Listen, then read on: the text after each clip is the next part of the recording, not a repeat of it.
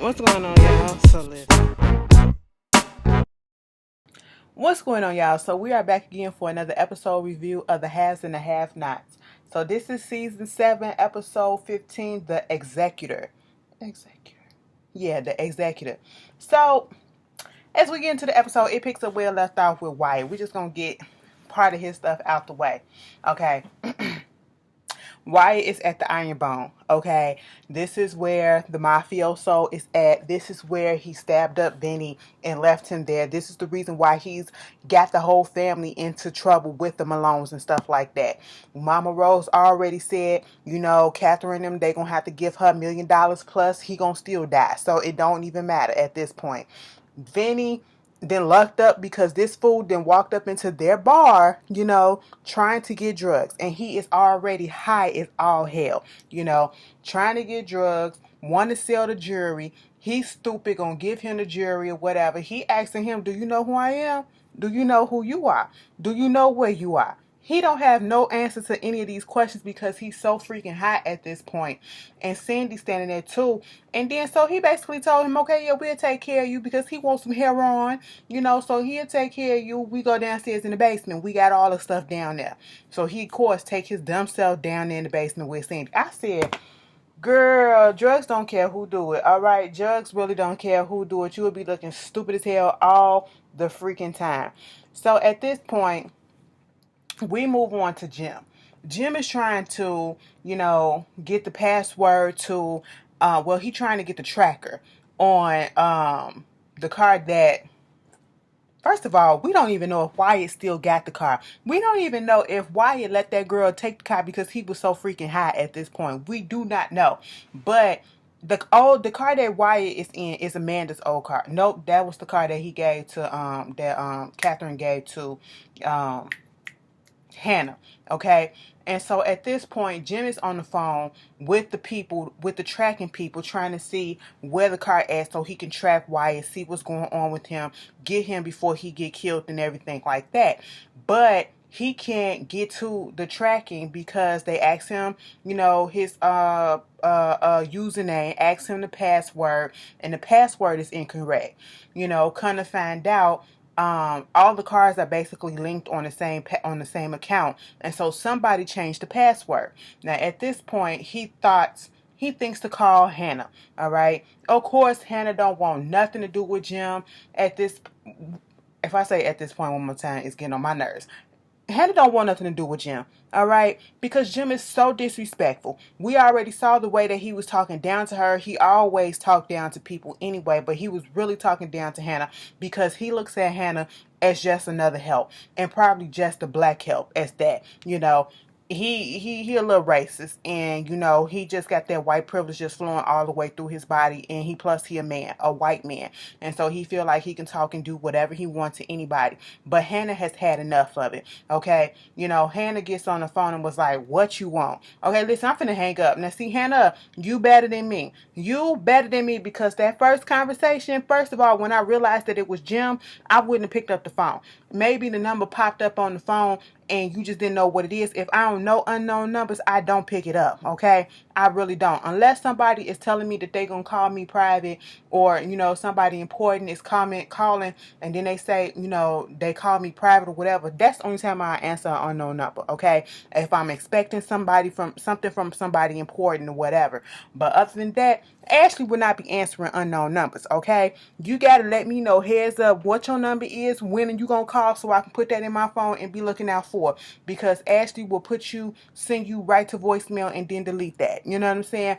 Girl, ain't nobody got time for that. Hannah, you stayed on that phone. First of all, you stayed on that phone way longer than you needed to be. Okay? You don't mess with this man. This man highly disrespectful to you. So therefore, why help him? And I feel you on that. Okay? What you want? What you want? At this point, y'all really finna make Hannah lose her religion, okay? Because, she is just fed all the fuck up, She like, what you want, Jim? No, no, no. I'm not finna help you with nothing, okay? You want me to do what? A favor? A favor? Man, get up off my phone, okay? That would have been me. First of all, I would have heard his voice and I would have hung right back up, okay? And then he kept on calling because he trying to get the tracker. And I like how she checks him at one point when he called, and he was like, Hannah. She said, no, that's Miss Hannah. Like you wanted me to call you Mr. Jim, you can call me Miss Hannah. I said, I know that's right, girlfriend. And he's talking about something he want a favor and all this stuff. And did you change the tracking code on the passcode on the trackers and all this stuff? And woo woo woo. Hannah hung up that phone. I said I would have did the same thing right in his face because I wouldn't have picked it up again. Okay, Hannah, you let that phone ring a few times and then you start singing a gospel hymn. Listen, I would have turned the phone off. Everybody else, you would have just had to go to voicemail. Okay, Jim up there still being an asshole, talking about some, I'll ring this phone until the phone break. Boy, whatever. I'm sitting here looking at Jim like, Jim, your arm is in a sling. Your legs is working. Bitch, if you don't get your ass up out that hospital and go take care of your business, get up out that bed with that flesh wound that you got. Girl, got me messed up. But anyway, so he gets on the phone and who he calls? Of course, he calls his good old boy, David. All right. And of course, David comes to his beck and call, wants him to go down there to see Hannah, go to the house or whatever, to see her to get the information. And that's exactly what he do. They wind up showing up at the Cryer's house around the same time. And at this point, Hannah don't see it for David either. And I truly understand it. I don't blame her, and she trying to figure out what is it that you want. Okay, I'm not about to help you. I'm not about to help Jim. He was like, listen, for real, just tell me about the car. Did you change the number on the password? She was like, yes, because she gave me the car, so I changed the password to me. Okay, well, so it's connected to a couple of other cars. Jim needed to track Wyatt. Okay, and she was like, she just really wasn't impressed. Okay, she really wasn't moved by the spirit to really help. But David convinced her to go ahead and give her to take care of the situation. They go inside the house. She made it so that he can be on a separate account and he can make his own password and all of that. And at this point, David was like, why don't you like me or whatever. I was like, sir, because you kissing, you's a kiss ass to Jim. You ain't a good guy either. Truth be told, he's not as bad as Jim, but then again, we don't know because he don't put all his stuff out there. He could be just as bad as Jim, but his attitude is not as bad as Jim, and that's more dangerous if you ask me. At least Jim is real upfront with what he do. You gotta look and think about what David do, what he probably be doing behind the scenes and all that stuff. You just don't know. Okay, them quiet ones will get you. You know what I'm saying? And so, he was about to leave because she was like, okay, bye. She cut him real short. David took this time to think that it was okay to come over there and to tell her about, I need to tell you something. I need to just listen. My mama, she was a janitor. She used to clean at the community rec center the whole time, all these years. And you know what?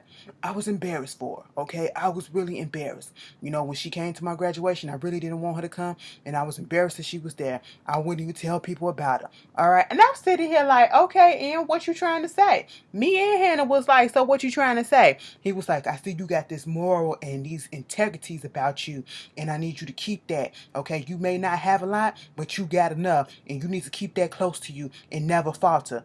She said, oh, I'm going to go home and I'm going to lay my head down and I'm going to go to sleep so peaceful at night knowing that you speak so highly and you feel so good about me.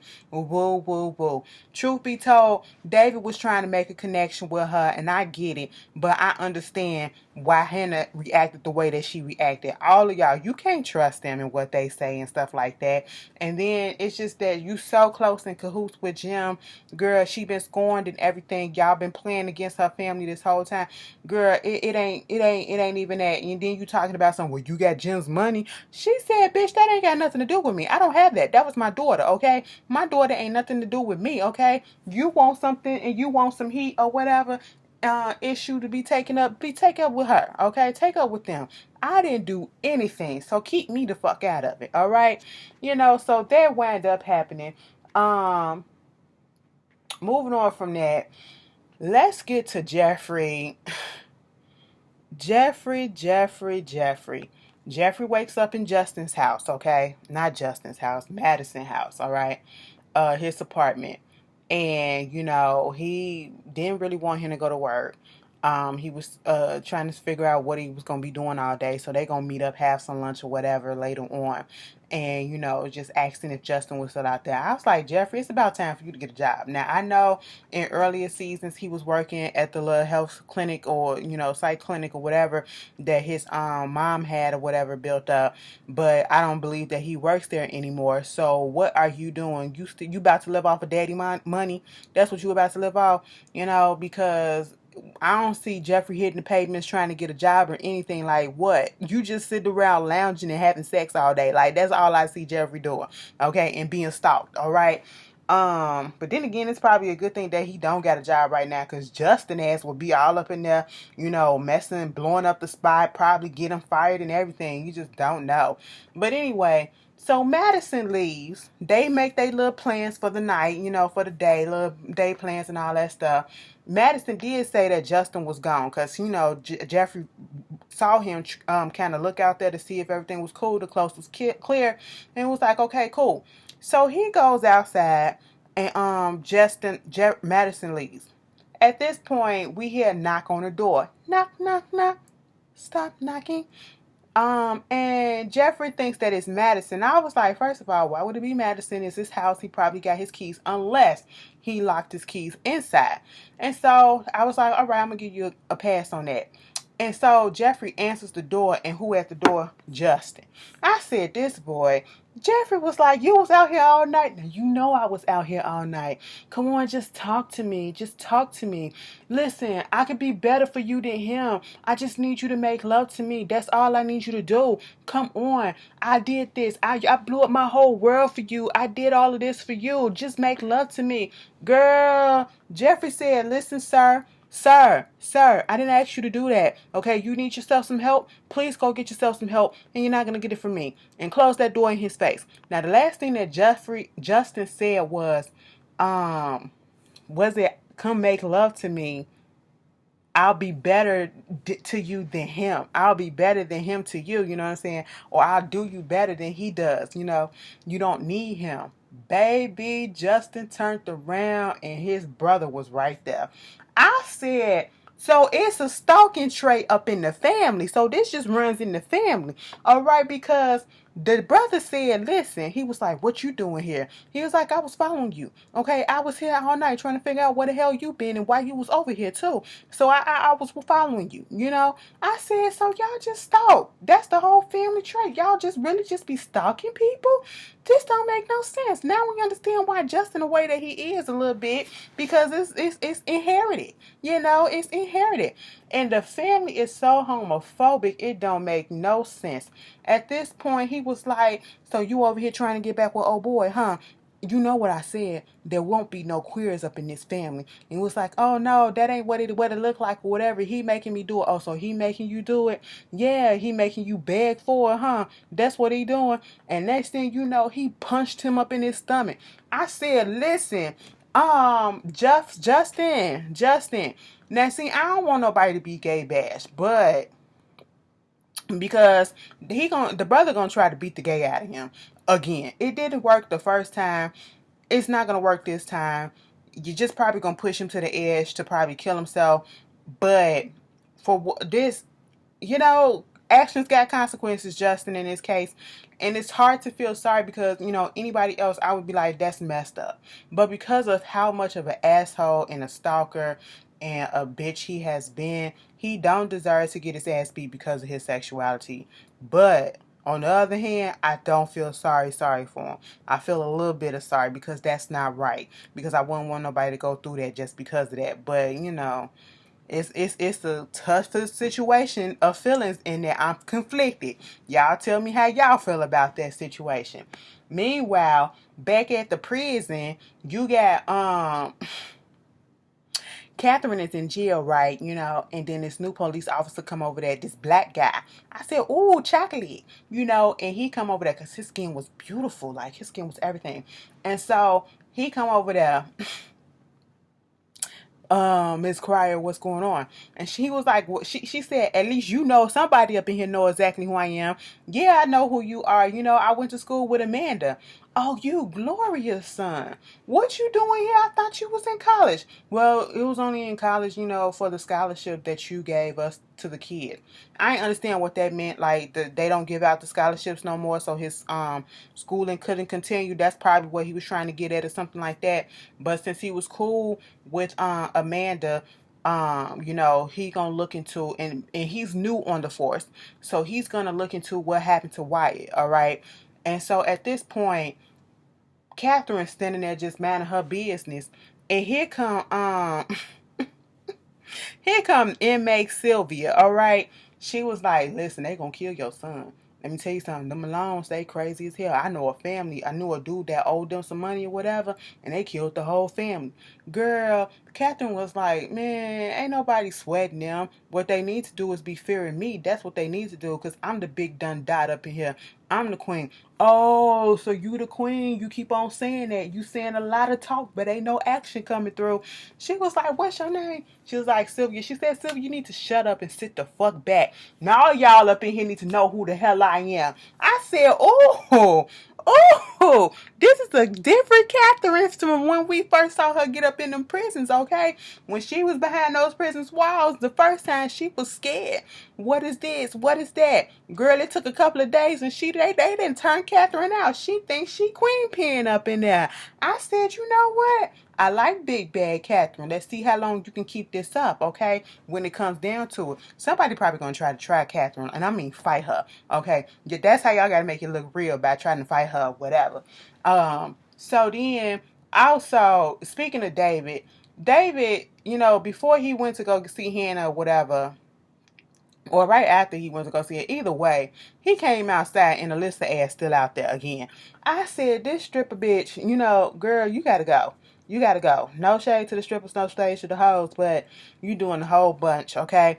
She was like, "Oh my God, I just want to tell you that I'm sorry. I'm sorry. I shouldn't have came over here and I shouldn't have told you about Erica. But I just wanted to tell you that, she really liked you. She was really in love with you. Like, she had so much stuff that was written down about you. She was in so much love with you, whatever.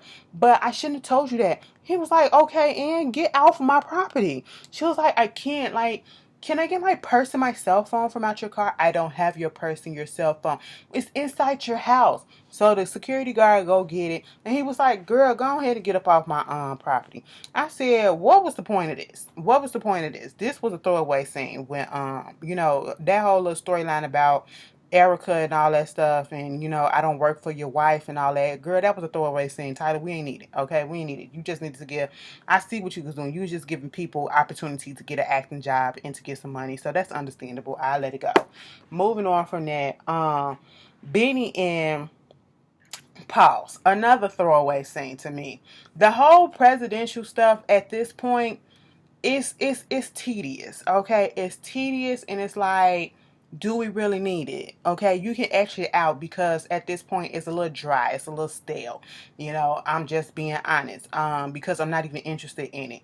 Even when Alvin, aka Senator Conley, came up in there talking to the president-elect about, going to Congress and talking to the DA and, getting people on their side and all that stuff, and telling him that he needs to go after Candace and all this, and woo woo, you love her, and is he an alcoholic, and all. Girl, don't nobody care about that, okay? Don't nobody care about that. We know you still got feelings for Candace. Candace, you dumb if you take him back after he took you to the back. He had his security guards take you to the back and out in the trunk. You're not going to humiliate me, and I'm going to come rolling back to you. I'm not going to come groveling back to you. I'm not going to come back to you on anything. No, you're not going to humiliate me like that, okay? But, that's what wound up happening with them. With Candace and Benny, they go to this hotel, and it's an expensive, nice hotel, probably 4 stars or whatever.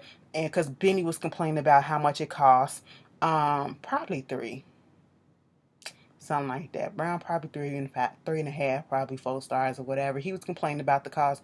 This fool said, "How come we couldn't go to a hotel in the hood or whatever?" Excuse me. Excuse me, what hood do you go to that they got nice hotels in? Okay? In most hoods, they got inns and motels that you rent by the hour, okay? That the hoes go and conduct their business and drug business and all that stuff, okay? Trust and believe, we got one on my. That's too much business about where I stay at, but it's one over here somewhere, that I pass by sometimes, okay? And I be like, yeah, I know what goes on because my auntie used to be up in yeah, she used to be on that stuff, so I used to know, okay? And we used to find her anyway. Too much of my business, not enough of the show. But I said, Benny, if she paying for it, let her pay for it. Okay, she wanted to get 2 rooms and she wanted to waste her money that ain't hers. Go ahead and let him waste Jim money. Okay, listen, but to be frugal because he cheap like me too. I would have said, let's get 1 room with 2 beds. We brothers and sisters, okay? Ain't nothing finna be happening up in there. Why waste the money and we can we just got it. We don't want to spend it all up. So she was trying to book the room online, but it wouldn't let her. So she had to go to the desk, and it was only for 2 nights because that's all that it was. And mind you, Benny had said, so why don't we do this? We book this for a couple of nights, and then we go and book another hotel that's a little bit cheaper. Okay. And so she agreed to it, and she couldn't help but agree to it because it was a convention that was going on. All the rooms was booked except for one, and it was only available for 2 nights anyway, and it was $300 a night. So they went on ahead and got the room. Benny was impressed, so he had a little change of heart, just a little bit, and was talking about how it's gonna be sad when she leaves, and they doing the little brother sister stuff, and Candace don't really want to get into all of that reminiscing sad things and all that, and he was trying to convince her to stay back a little bit, until he get his house and help him out buy the house. She was like, you can do it online, but I need you to go with me until I do this and make sure everything's right and meet the realtor and all that stuff, whatever. Benny at this point is like that little brother that does not want to see his big sister go, just want to stay up under this big sister and just want her to be around as long as she can and to be her protector. That's what it is. And it's understandable. It's kind of cute too, so I get it. I get it. Meanwhile, let's just get to Veronica, baby girl. Because Veronica is a mess. Veronica is a mess. All right. So first, we get Laura, the new maid that she has, hired in her bedroom, sleep with her boo. Okay, Samuel. We found out that his name is Samuel. And even sleeping, even laying down, I'm so sorry to do this. Like, something about him just screams dumb to me. I'm sorry. I hate that. And I don't even like talking about people like that. But something about him just seems like he rode the short bus as a kid. And it's no shade to anybody that rides the short bus or, has some little special needs. But he just... I shouldn't do that. I shouldn't do that. Because I wouldn't want nobody to do that to me. But y'all... I'm pretty sure y'all get where I'm coming from, and I don't want them to see this and see me talking about the boy, but, listen, I talk about people in these reviews and some of them hit me up. Y'all, I'm going to tell y'all on Friday who hit me up from Love After Lockup. Girl, and actually like my shit. I was surprised as shit. Oh my God. Sheen. There you go. You already know who it is. I was surprised as shit. But anyway, so Veronica had called her, woke her up out of her sleep, and she was like, girl, what are you still asleep for? She said, I was waking up at 5 o'clock. She was like, don't you supposed to be here at 6? Well, I was waking up at 5 o'clock, okay? She was like, no, you can get your ass up right now. The job stops right now. Okay, I need you to make a list of all the things that I need. I need to get my car done. I need you to come over here and clean this, clean that, clean that. I need you to order me a masseuse. Get old girl from this place, okay? And tell that bitch don't wear no goddamn perfume because I don't want to smell none of that shit. Okay, make sure you get this done, and come looking good. Okay, you gotta look nice. That's what you gotta do, And so she needed the pool clean. Samuel is gonna be there. They finna be working his plan. She don't want him, to overstep. Yeah, flirt a little bit or whatever, but don't do too much and all that stuff. They got the plan worked out. So she go over there to the house, and At this point, Veronica comes in and she see old girl dressed. I said, why she dressed like that? Then I remember that Veronica gave her a whole bunch of clothes, old clothes, and she wanted her to dress like her so that if somebody try to come for Veronica, they will think that it's her and they will get her instead. That's why she want her driving her car. That's why she want her dressed like her. You know, later on we saw after she said, you know, I cleaned out this, I cleaned your car, I have my husband out there clean out the pool, you know, because I was swamped with a whole bunch of work to do and it's free of charge, whatever, you know. I also folded all your clothes and I put them in order by date, time, or whatever that you want to wear them and everything. And at this point, Veronica was impressed because she was like, girl, you're doing a good, she didn't really say she's doing a good job, but her face said it. She was impressed by the impeccable work that she was doing. And she was like, listen, I just want to let you know that I respect my job and I take it real serious. You know, it's just like when my mom, she was like, or my son or something. She was like, okay, listen. I'm getting a little bit too comfortable here. She was like, exactly. And was like, that's my husband out there. Do you want to meet him? No, no. Meanwhile, Veronica's standing there looking all like she about to devour the boy. I said, this seems wrong. Okay, this seems wrong. You know, not only is he married, but you know, you look like way old, like you could be his mama, and he looked like he underage, but he just grew fast. He just sprouted fast. That's what he looked like. You know, he got that young face, that young dumb face. That's what he do. Okay. Oh my God, he like the dumb jock. That's what he looked like. That's what it is. Girl, Veronica told Laura to go upstairs and look for something or whatever. And so she go knock on the door to get his attention to come over there. And next thing you know, he was talking to her about everything was going on. My name is Samuel. I'm Laura's husband or whatever. You know, I'm a contractor of pools and I build pools and all this stuff. You got a real nice pool. You know, thank you again for letting my wife get this job. You know, she's been having a hard time or whatever for the past 2 years because, you know, our son got killed in a robbery and all this stuff. She act like she was really concerned. When it came time to touching him, to give him a hug, baby, he was uncomfortable as hell. Okay, but Veronica was trying to get her filled up. Okay, it really looked like somebody like constructed that boy body. That's what's blowing me. Like, I don't feel like his head's supposed to be on his body. Like, his head a little bit too chiseled for the rest of it. I don't know. It just looks weird. But why am I talking about this boy? Like, it does it every time. I did it the last time he was on there. We can't keep doing this, okay? We can't keep doing this. Meanwhile, Veronica then told old girl, come upstairs because I need you to run an errand for me. Oh my God, I thought it was just a maid. No, you're my personal assistant as well. But I need you to change your clothes. I'm going to give you some new clothes to put on, and I'm going to give you a wig to put on, and I'm going to let you drive my car.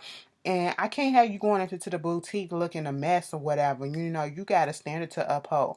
Okay, so she go in the closet and all that stuff, and that's what she going to do with that. Baby, what's happening is she trying to get her out the house so she can try to fuck on her husband. I said, Veronica, you are a whore. You call everybody and their mama a hoe, and you the biggest one on this show. Okay? And Candace was the pimp. You know what I'm saying? Candace was out here in the streets, and I think you got more bodies on you than Candace do. Okay? Girl, what is going on? Meanwhile, at the end of the episode, we go back to the Iron Bone where Vinny goes downstairs with Sandy to see Wyatt passed out, you know, leaning up against that dirty white refrigerator. And then he was like, we're going to take care of this, okay? And he was like, what you mean, Uncle Vinny? We're going to take care of this. Either you're going to be in it or you're going to be out the family. He was like, I'm in it. Okay, cool. Now we already seen a chip in Sandy's exterior in his little armor or whatever when Uncle Vinny shot that cop, okay? But now we see a further chip, okay? He ain't built for this because they woke him up by throwing some water on him. And, you know, right now Wyatt understands who he is at this point and, you know, talking about let me just go get my dad and all this stuff. He was like, no, you ain't finna get out of here. He said, Sandy, take care of him. Gave him the gun. And at this moment, Sandy got to make the decision whether to pull the trigger or whether not to. And Sandy decided that I can't do it. And at this point, Vinny took the gun from him and said, Pop. Now it's Tyler Perry. So 9 out of 10, I don't know if Wyatt really got shot or he shot on the side of him to kind of scare him. You know what I'm saying? So we gotta wait till next week or the week after that to see if Wyatt is dead or not, okay? But Sandy, you're done for. Anyway, that was the Has and the Have Nots. You guys tell me how you felt about it, and I will see you guys later. Peace.